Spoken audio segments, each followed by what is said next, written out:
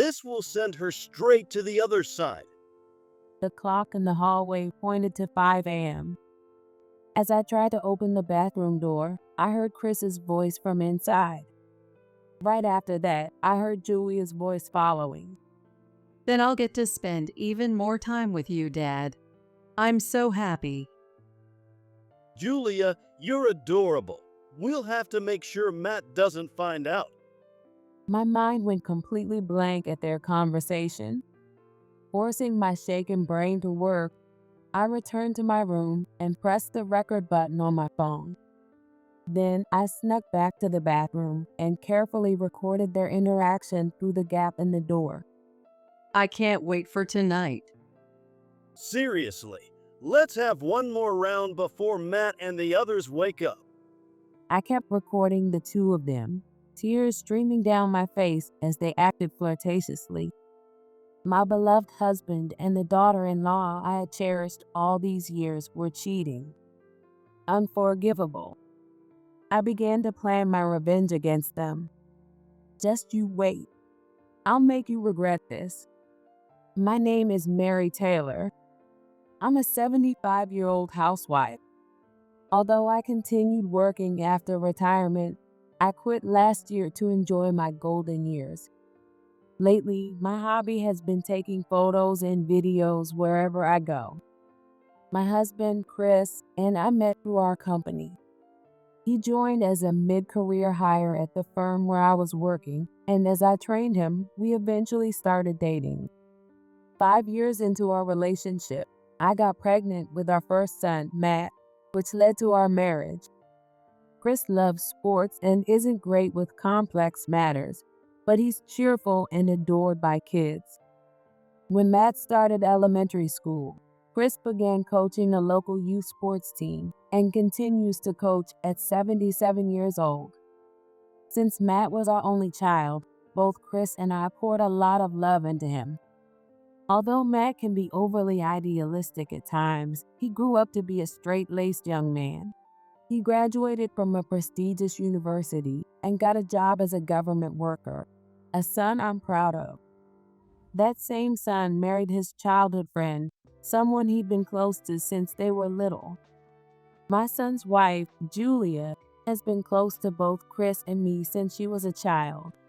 Even now, 3 years after her marriage, people often mistake us for being as close as real family. She's a bit of a daddy's girl, but even that is something I find endearing. Julia and Matt live nearby, and we usually have dinner together twice a week.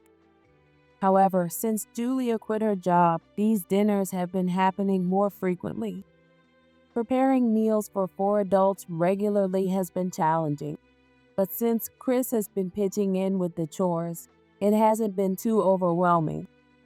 Chris has started going on drives 3 times a week, calling it his free time. Sometimes he's gone for just 2 hours, while other times he's out for the whole day. I once asked him where he went, but he said he didn't plan his routes. He just drives aimlessly and comes home when he feels satisfied.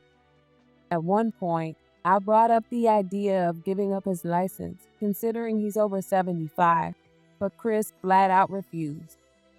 Matt and I figured his pride as a man played a part, and since he hadn't caused any issues while driving, we decided to just keep an eye on things.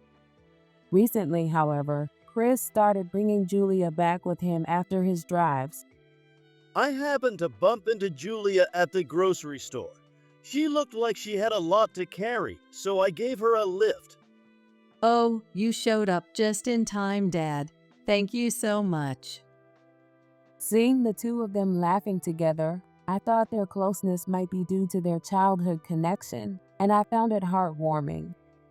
You're closer to Dad than I am. Matt joked. One day, on one of Chris's drive days, I fell ill. Assuming it was just a cold, I lay down to rest. Chris, meanwhile, began preparing to head out.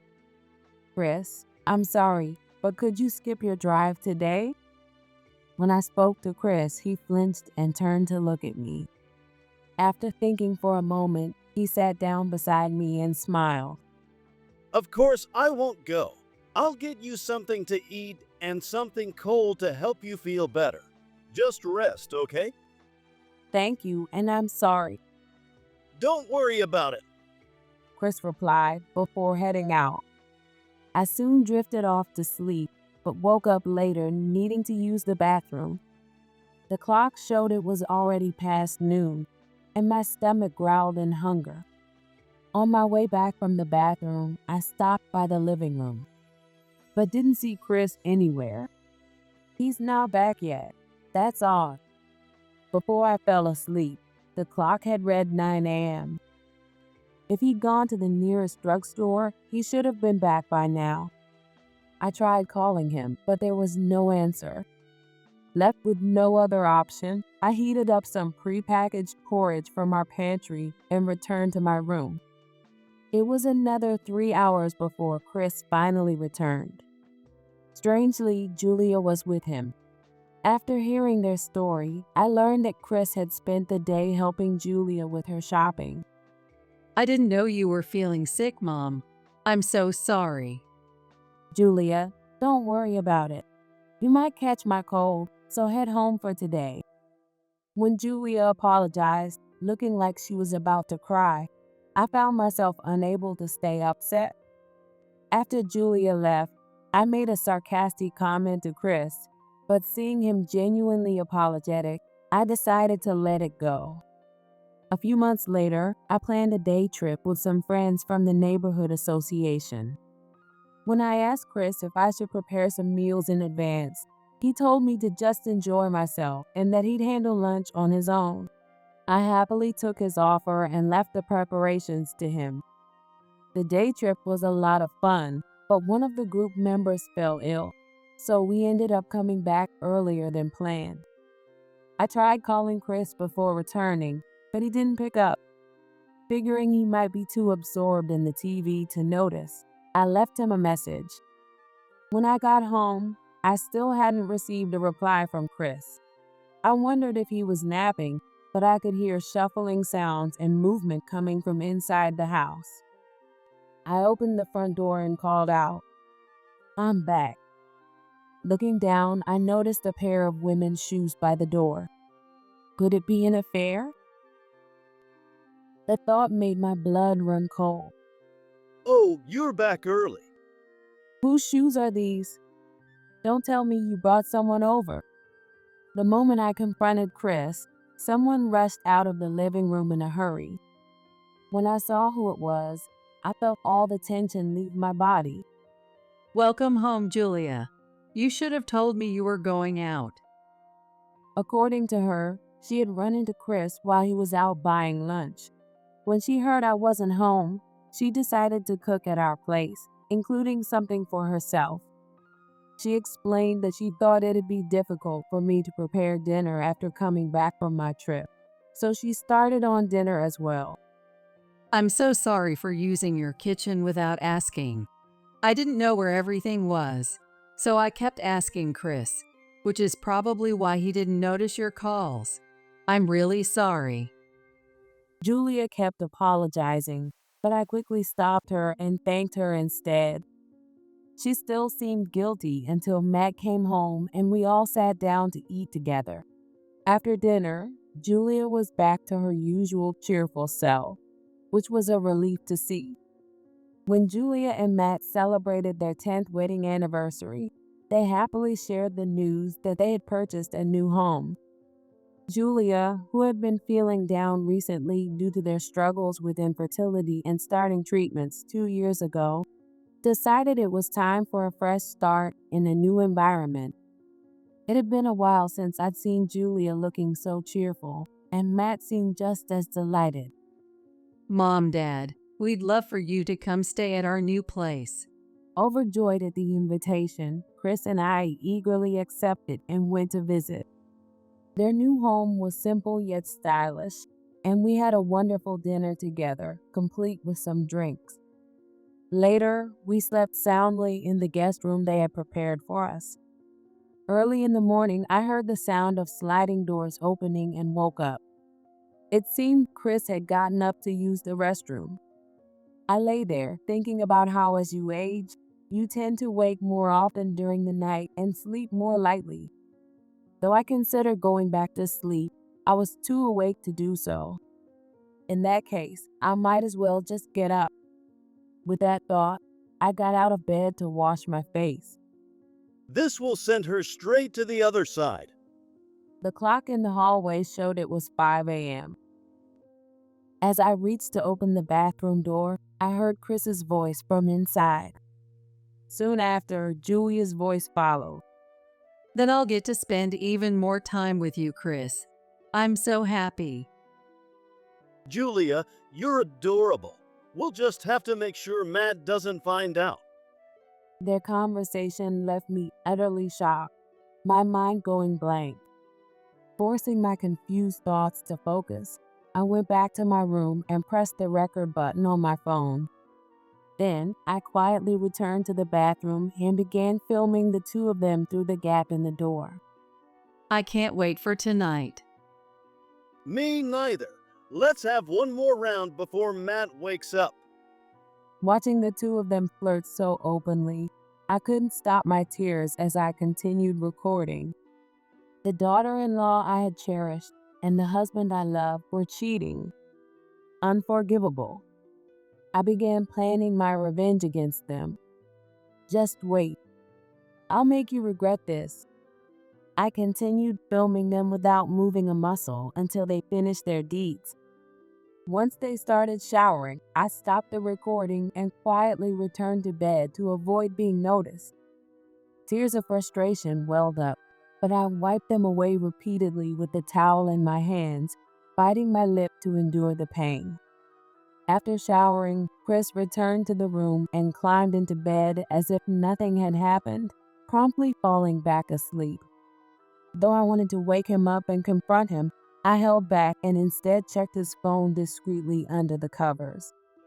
Chris had always been bad with technology, and the password was still the one I had set for him, making it easy to access.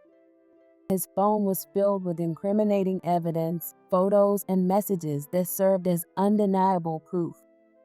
I forwarded everything to my phone, erased the history, and returned his phone to its original spot. At breakfast, as everyone gathered in the living room, Julia spoke to me cheerfully. Mom, did you sleep well last night? Yes, I slept wonderfully. Thank you, Julia. That's great. I'd love for you to stay over again tonight. Would that be okay? Julia asked me with sparkling, pleading eyes. In the past, I would have found it adorable, but after seeing her true nature this morning, it gave me chills. I quickly forced a smile and agreed. Julia didn't seem to notice my unease and hummed a cheerful tune. That day, we spent some time shopping for things for their new home before returning and having dinner together. Around 8 p.m., Julia spoke to me with a bright smile. Mom, I've prepared the bath for you. Why don't you go first for a change? Julia, that's so thoughtful of you. Mary, why don't you take her up on the offer? Their insistent invitation to the bath made me think.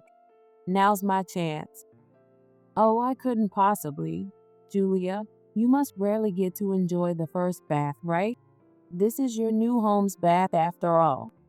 I wouldn't want to go in before the family does. No, that's not true. Please, you go ahead. Julia said, sounding slightly flustered. Time for one more push. I turned to Matt. Matt, I'm so sorry, but I'm feeling a bit tired. Would it be all right if I skip the bath tonight and let Julia go in first? Oh, I see. Sorry for dragging you around today. Julia, Mom's not going in, so why don't you take the first bath? Realizing that insisting further wouldn't be a good idea, Julia reluctantly agreed to Matt's suggestion. But she didn't seem ready to give up entirely. She turned to me once more. Actually, I was going to keep it a surprise, but I put some special bath salts in just for you, Mom. I thought you might be tired. I even set up some aromatherapy for a relaxing atmosphere. So even just soaking for a bit could help. Oh, how sweet of you. Thank you, Julia. Matt, since Julia went through so much effort, why don't you check it out before I get in? Though my suggestion was a bit of a stretch, Matt seemed curious and headed to the bathroom with me. Julia followed nervously behind us. When we opened the bathroom door, the tub was filled with cloudy white water. The aroma tried to mask it, but there was a faint, strange smell. Oh, it looks lovely, but I'm so sorry.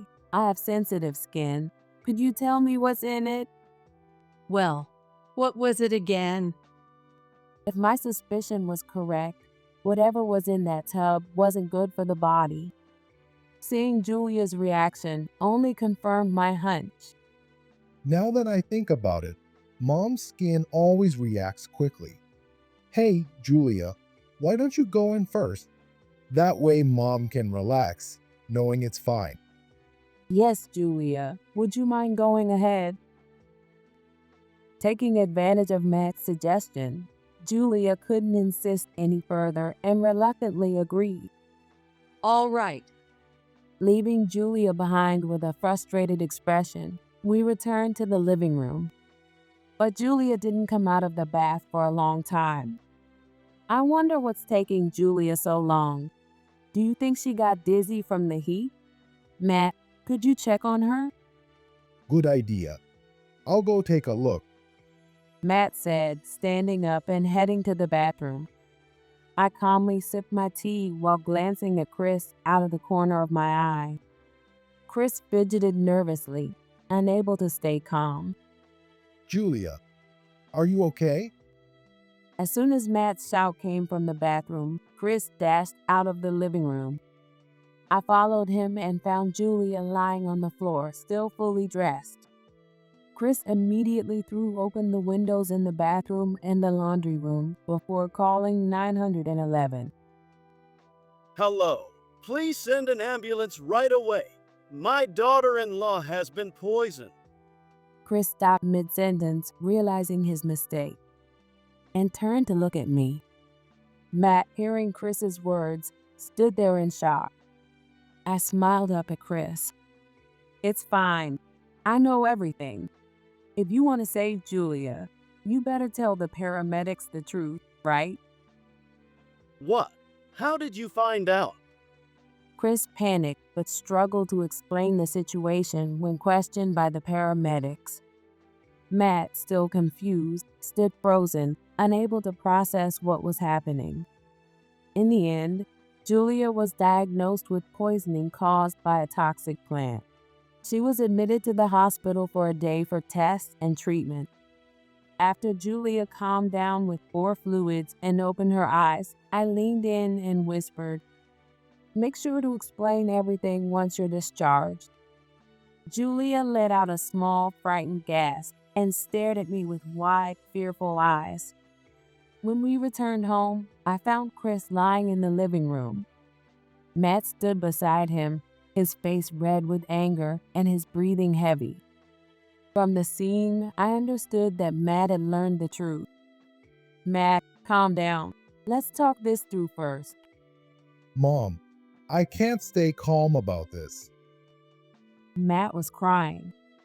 Seeing my kind-hearted son in such pain only made me despise Chris even more. Chris looked at me with a trembling expression. How did you figure it out? Chris, trembling with fear, asked me cautiously. In response, I showed him the video I had recorded that morning.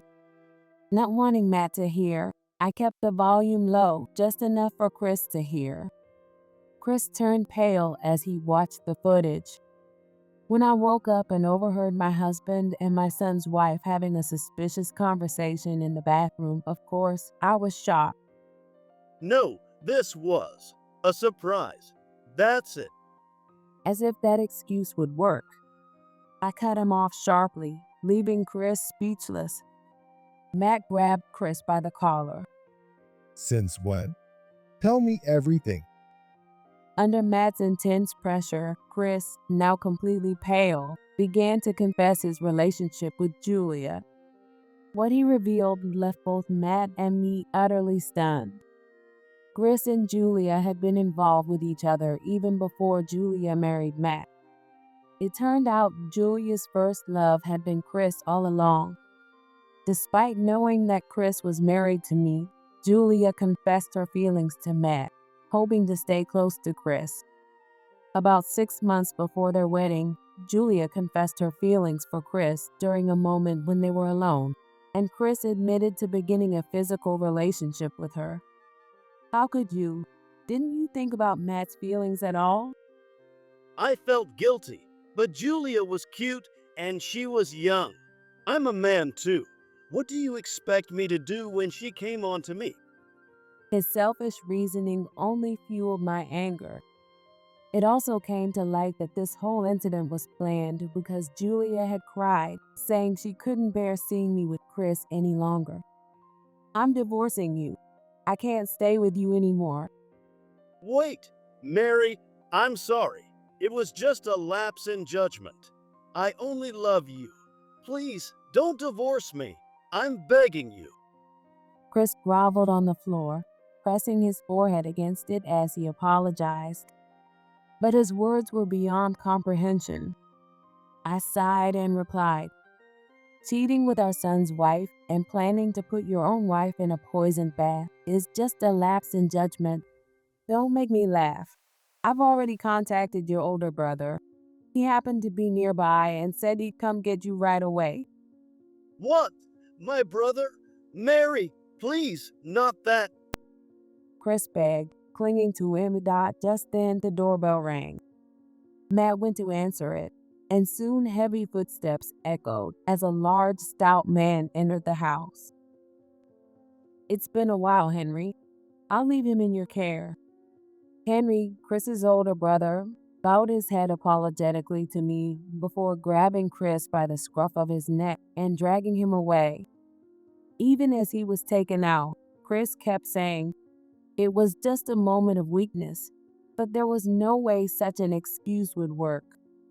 After Chris was taken away, Matt and I headed to the hospital. When Julia saw Matt's expression, she seemed to realize that everything had been exposed. Lying there, still connected to N4, she turned pale. As Matt began to speak to her, Julia cut him off. Matt, I'm so sorry. It was just a small mistake. Your dad pressured me, and I couldn't help it. Clearly unaware that Chris had already confessed everything, Julia's lie was transparent. Matt watched her with a cold, detached gaze.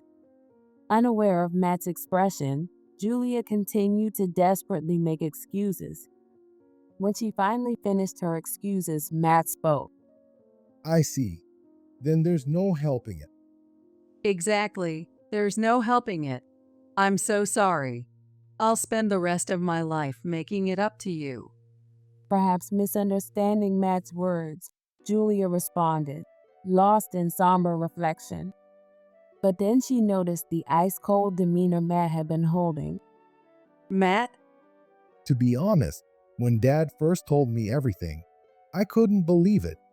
But after seeing how you acted, I realized he was telling the truth. What are you saying?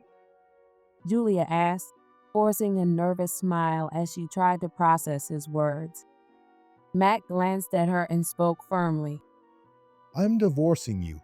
Don't ever show your face to me again. As soon as she heard those words, Julia screamed hysterically. Why? I said I was sorry. Why won't you forgive me? Her screams echoed through the hospital room. It was Julia's parents, who had quietly appeared behind us, who finally calmed her down. What's going on here? Dad, Matt suddenly said he's divorcing me. Seizing the opportunity, Julia began telling her father only the parts of the story that benefited her. Julia's father listened, then looked at me suspiciously. With no other choice, I showed him the video on my phone and explained everything. Not expecting I had evidence, Julia panicked, repeatedly saying things like, "Wait, and don't watch."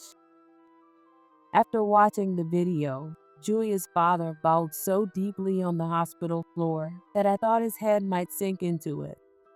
Matt and I helped him up and explained what would happen going forward. Both my mom and I will be filing for damages. Once we hire a lawyer, we'll finalize the terms, but don't expect any division of assets. If you do that, I won't be able to survive. Julia screamed at Matt, but her father's stern glare quickly silenced her. Julia's father agreed with Matt's conditions and said he'd inform Julia's mother. He also promised to monitor Julia until she paid all the damages in full. You'll regret divorcing me, Matt. Julia said bitterly as a parting shot. Matt glanced at her coldly and sighed. I won't regret it, not even a bit. Why would I, when I'm divorcing someone who married me just to get close to my dad? Hit by his brutally honest words, Julia trembled with frustration, unable to respond. Leaving her behind, we said goodbye to Julia's father and left the hospital room. Afterward, Julia was forcibly sent back to her parents' home and is now juggling a full-time job and a part-time job to repay the damages. However, as someone with little prior work experience, she struggles even to learn basic tasks and has trouble holding down a job for long. Chris resigned from his position as a youth sports coach. He is staying as a guest at his older brother's house. According to reports from his brother, Chris is enduring daily lectures and sarcastic remarks from his strong-willed sister-in-law, who is furious about the whole ordeal. Chris can't call for help either since the area lacks reliable phone signals, and he spends his days working on the family's farm. As for Matt, he sold their house and bought a new apartment. He recently got promoted at work and seems busier than ever, but his social circle has expanded, and he appears to be enjoying himself. As for me, I accepted Matt's offer to live together. I sold my home and moved into the apartment Matt bought. Currently, I'm exploring different senior living communities to decide where I might want to go in the future. While I'm not struggling financially, I figured it never hurts to have a little extra money, so I started a part-time job at a convenience store. Though it's challenging, I enjoy the sense of purpose it gives me, and I've managed to go without missing a single shift so far. Hearing compliments from others about how energetic I am makes me genuinely happy. Recently, Matt, who once said he'd never marry again, told me he wanted to introduce someone. The possibility of him finding happiness again fills me with excitement. I don't know how many years I have left, but my greatest wish is to see Matt happy again.